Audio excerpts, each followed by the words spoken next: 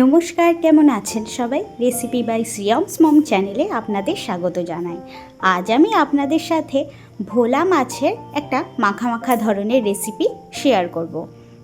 খুবই ইজি এবং সিম্পল একটি রেসিপি, তো আপনারা তাহলে দেখে নিন। খুব একটা বড় সাইজের ভোলা মাছ না হলেও মোটামুটি একটা মিডিয়াম না হলেও তার থেকেও একটু ছোট ধরনেরই ভোলা মাছ আনা হয়েছে। তো ভোলা মাছগুলিকে প্রথমে আমি নুন এবং হলুদ দিয়ে 15 মিনিটের মতো মাখিয়ে রেখে দেব। কি সুন্দর না, সাদা সাদা রঙের, বেশ চকচকে ভোলা মাছগুলি। ভোলা মাছ খেতেও কিন্তু অসম্ভব সুন্দর হয় যদি সেইভাবে বানানো যায়। সমস্ত ভোলা মাছগুলি মাখিয়ে আমি রেস্টে রেখে দিয়েছি। ততক্ষণে আপনাদেরকে কী উপকরণ দিয়ে মশলা বানিয়ে নেব সেটি দেখিয়ে নিচ্ছি। নিয়েছি একটা পেঁয়াজ, একটা টমেটো, একটা রসুন। এখানে রসুনের পরিমাণ একটু বেশি লাগবে, কারণ ভোলা মাছের একটা আলাদা ধরনের আষ্টে গন্ধ থাকে, সেটিকে দমন করার জন্য। আর নিয়েছি কাঁচা লঙ্কা ও ধনেপাতা। প্রথমে পেঁয়াজকে খোসা ছাড়িয়ে কুচি করে নেব। পেঁয়াজ কুচনো হয়ে গেলে টমেটোটিকেও ভালো করে কুচিয়ে নেব।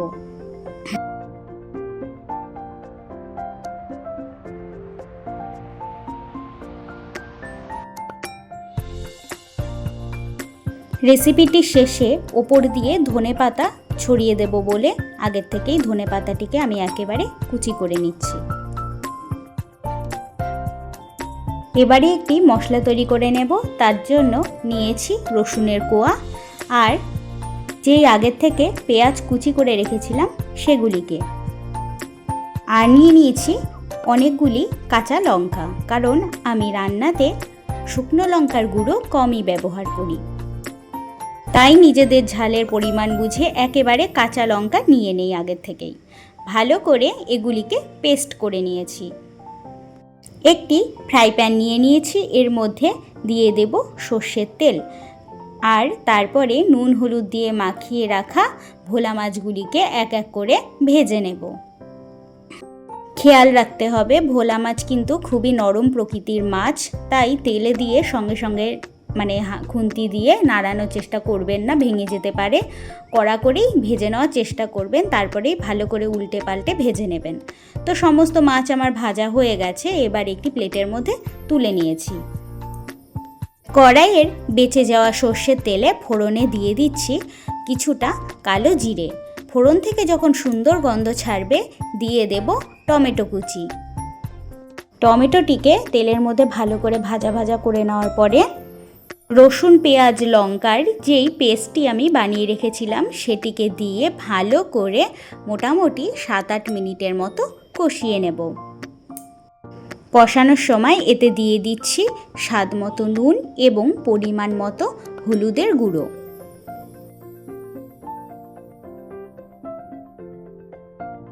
আট মিনিটের মতো কষিয়ে নিয়েছি। আপনারা দেখতেই পাচ্ছেন মশলাটি একদম শুকনো করে আমি কষিয়ে নিয়েছি। এবারে এর মধ্যে উষ্ণ গরম জল দিয়ে ঝোলটিকে প্রথমে ফুটিয়ে নেব। ঝোল আমার ফুটে গেছে। এবারে একে একে মাছগুলি দিয়ে দেব।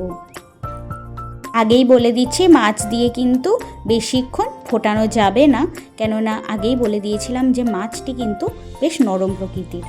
তো রেসিপি কিন্তু আমার একদম ডান হয়ে গেছে। এবার ওপর দিয়ে ধনেপাতা ছড়িয়ে দিয়ে ঢাকা চাপা দিয়ে 10 মিনিটের মতো রেস্টে রেখে দিয়ে গরম গরম ভাতের সাথে সার্ভ করে নেব।